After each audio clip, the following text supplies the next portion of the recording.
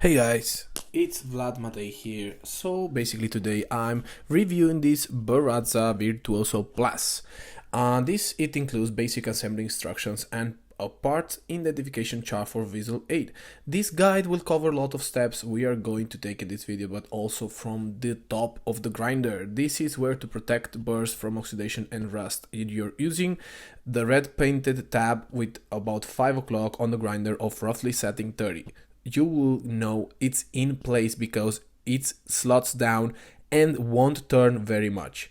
The next step is to take a bigger gasket and install it. Notice then the two notches on the narrow end, which will line up with the tabs on the burr holder.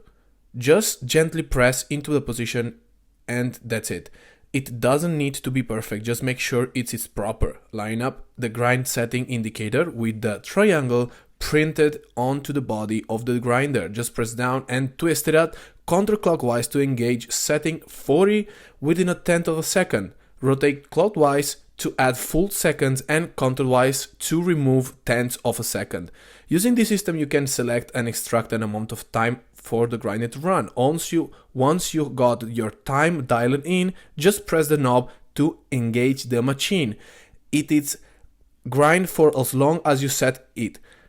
On your website, the website of the Barazza, which can be swapped out the grinds bin, the Virtuoso Plus is an exceptional grinder for many popular brew methods, from espresso to pour-over French press.